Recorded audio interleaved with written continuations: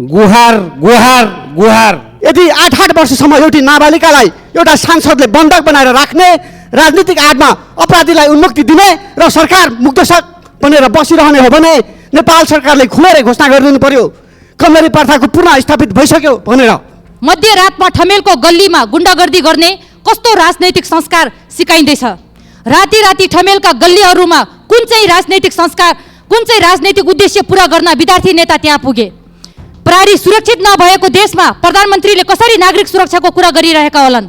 त्यसैले राजनैतिक आडमा हप्ता वसुली र गुण्डागर्दी तुरुन्त बन्द गरियोस् भनी सरकारको ध्यान आकर्षण गर्दछु। कहिले समितिमा विचाराधीन विधेयक लुटेको छ, कहिले सार्वभौम सदनको अधिकार लुटेको छ, कहिले 18 घण्टा लोडसेडिङ मुक्त गर्ने कुलमान किसिमको अधिकार खोज्न न्वारानदेखिको बल लगाएको छ। त्यो सरकार आफ्ना नेता कार्यकर्तालाई बचाउनलाई, भ्रष्टाचारलाई जोगाउनलाई, दलाल ठग बिचौलियाहरूलाई उन्मुक्ति दिनलाई बनेको हो। यदि होइन भने अपराधीमाथि कारबाही किन हुँदैन? प्रहरीको ज्यानै लिने नियत राखेको त्यो समूह अहिलेको सरकारका प्रधानमन्त्रीको पार्टीसँग आबद्ध रहेछ। त्यो समूहको नाइकेलाई माथिल्लो तहको दबाब बन्दै प्रहरीले पक्राउ गर्न सकेको छैन। यो घटनाले गम्भीर प्रश्न उठेका छन्। आजकल टिकटकरहरूसँग अलिकति व्यस्त हुनुहुन्छ। यही व्यस्तताका कारणले उहाँले एउटा काम बिर्सिनु भएको छ। म उहाँलाई सम्झाउन चाहन्छु। नयाँ सरकार बनेको महिनौ भइसक्यो तर मन्त्रीहरूको सम्पत्ति विवरण अहिलेसम्म सार्वजनिक गरिएको छैन। पारदर्शिता र जवाबदेहिताको नारा घन्काउनेहरू किन मौन छन्? सरकारले माननीय मन्त्रीज्यूहरूको सम्पत्ति विवरण कहिले सार्वजनिक गर्ने सोच राखेको छ? मन्त्रीको सम्पत्ति विवरण सार्वजनिक नगर्ने सरकारबाट भ्रष्टाचारका फाइलहरू खुल्ने आशा गर्नु के बेकार नै हो त? सरकारले सुशासनको देखावटी नाटक बन्द गरोस्, मन्त्रीहरूको सम्पत्ति विवरण तुरन्त सार्वजनिक गरोस्, भ्रष्टाचारहरूलाई कानुनी कटघरामा उभ्याओस्। हिम्मत देखाएर सरकारले सानो ठुलो सबै काण्डको छानबिन गर्ने स्वतन्त्र शक्तिशाली आयोग गठन गरोस्। धन्यवाद। यो गीत नेपाली जनताले गाइरहेका छन् तर सरकार यो गीत सुन्न चाहँदैन किनकि प्रधानमन्त्री रोस्टरमा आएर ढले ढले भन्ने गीत सुनाएर जानुहुन्छ। यहाँ सदन जनताको मञ्च हो, कुनै दलको पेवा होइन। एउटा सांसद उठ्दा पनि कार्यसूची रोक्ने परम्परा छ तर रासोपाका सांसदहरू सामूहिक रूपमा उठ्दा पनि व्यवस्था गरियो। प्रतिनिधि सभा नियमावलीको बर्खिलाप गएर रासोपा सभापतिको सांसद पद जेट स्पिडमा निलम्बन गरियो। गुहार सरकार। जताततै गाउँ बस्ती जलिरहेछ, वन जङ्गल जलिरहेको छ, सिंहदरबार जलिरहेको छ। गत असोज 11 देखि 13 गते सिंहदरबार मुखैको नक्खु खोलामा नागरिक भाटीले बगिरहेको छ।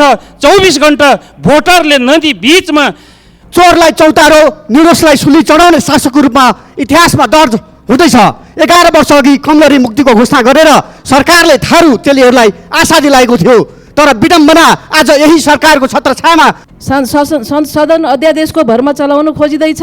न्याय खोज्दा अन्याय सहनुपर्ने अवस्था छ। देशका प्रमुख सम्मानित हस्तीले देश ढल्न नदिने कुराको छलफल गर्नुको साटो सत्ता ढल्ने र ढाल्ने गीत वाचन गर्नुभएको कुरा सदन र त्यो पदको गरिमालाई सुहायो। उनीहरूले नै पठाएको रेमिट्यान्सबाट सञ्चालित ढुकुटीलाई भ्रष्टाचार मार्फत कहिलेसम्म दोहन गरिराख्ने सरकार? भौतिक मन्त्रीको कानमा बतास पसोस् भन्ने माग गर्छु सभामुख मार्फत। एउटा यही कुरा भनिदिनु भने चाहिँ त्यहाँका जनताले, नभए ढुङ्गा खाने स्थिति बन्यो। गुहार गुहार गुहार। कहिले समितिमा विचाराधीन विधेयक लुटेको छ, कहिले सार्वभौम सदनको अधिकार लुटेको छ, कहिले 18 घण्टा लोडसेडिङ मुक्त गर्ने कुलमान किसिमको अधिकार खोज्न न्वारानदेखिको बल लगाएको छ। कहिले धर्म मर्म र आदिवासी जनजातिले मान्दै आएको मुकुमलुङमा पाथिभरा संरक्षक आम नागरिकको मर्म लुटिएको छ। गुहार सरकार। जताततै गाउँ बस्ती जलिरहेछ, वन जङ्गल जलिरहेको छ, सिंहदरबार जलिरहेको छ। गत असोज 11 देखि 13 गते सिंहदरबार मुखैको नक्खु खोलामा नागरिक भाटीले बगिरहेको छ। 24 घण्टा भोटरले नदी बीचमा गुहार मागिरहेको छ। सरकार हेलिकप्टर चढिरहेको छ, रोम झलिरहेको छ, न्युरो बाँसुरी बजाइरहेको छ तर यहाँ सर्वसत्यवाद लादिरहेको छ। धन्यवाद। यो सरकार न्यायको होइन अन्यायको संरक्षक बन्दै गएको छ। चोरलाई चौतारो, निर्दोषलाई सुली चढाउने शासकको रूपमा इतिहासमा दर्ज हुँदैछ।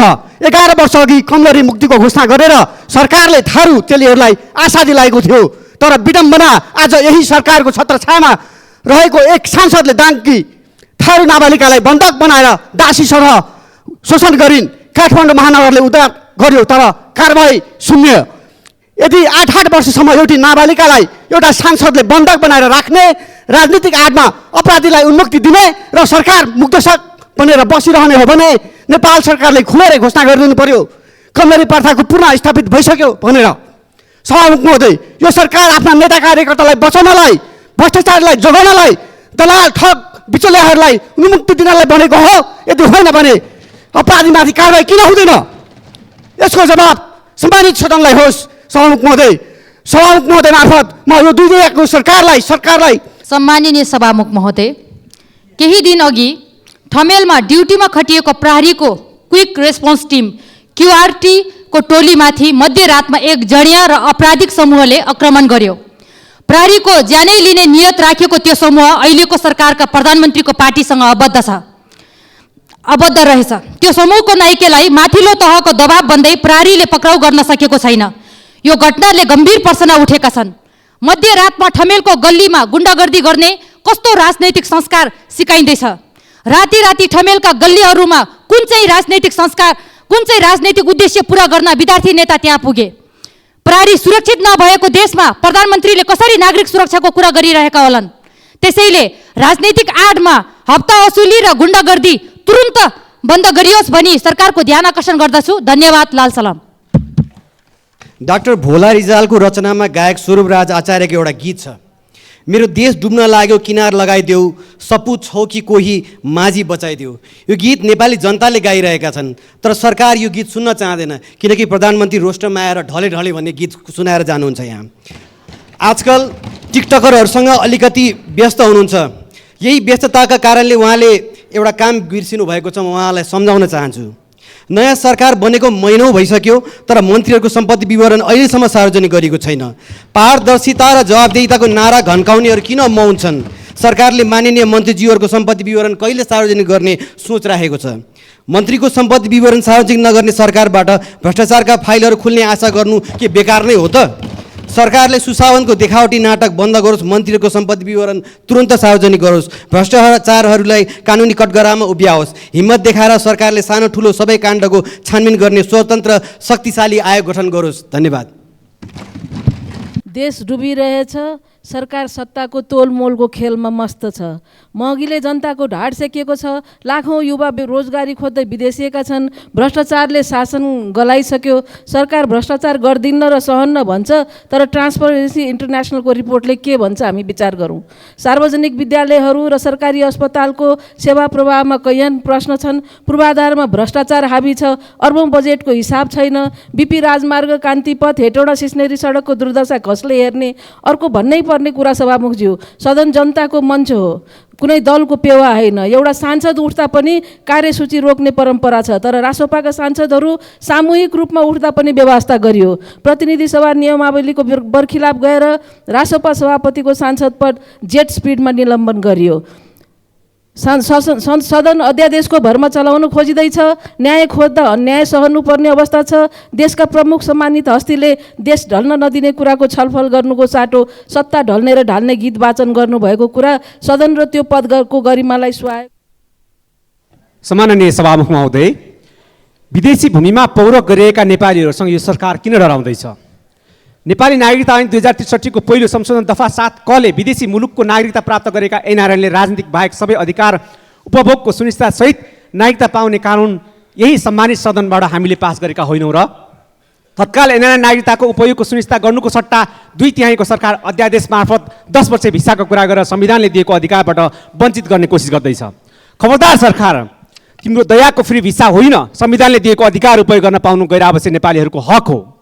सभामुख महोदय, सर्वोच्च अदालतले 2074मा नै विदेशीका नेपालीहरूको मतदानको अधिकारको सुनिश्चितता गर भनेर आदेश जारी गरेको थियो, तर 2081 सालमा पनि त्यसको तयारीमा सिन्को भाँचेको छैन।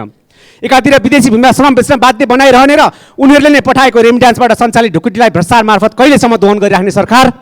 आगामी निर्वाचनमा नै उनीहरूको मतदानको सुनिश्चितता सहित नागरिकताको हकको लागि राष्ट्रिय स्वतन्त्र पार्टी यस सम्मानित सदन मार्फत सरकारलाई चेतावनी सहित खबरदारी गर्दछ। धन्यवाद। सुन्न समय हो, नसुने पनि हुन्छ।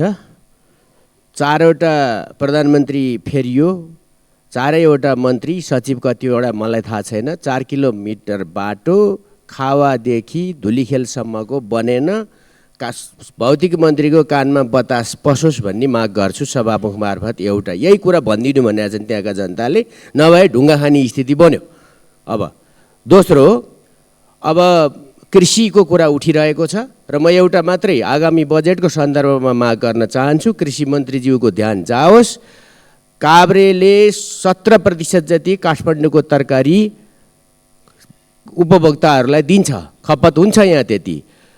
अब पकेट क्षेत्र जस्तै छ काभ्रे, बनेपा, पनौती, पाँचखाल, मण्डन र बेथानचोक तरकारीको पकेट क्षेत्र हो, तर अहिले 3 रुपियाँमा काउली बिक्री भइरहेको छ।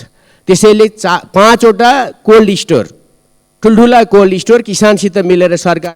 सम्माननीय सभापति महोदय, केही दिनदेखि सदनमा, सरकारमा, समाजमा, स्थानीय निकायमा यो अराजकताका प्रतिबिम्बहरू देखा परिरहेका छन्।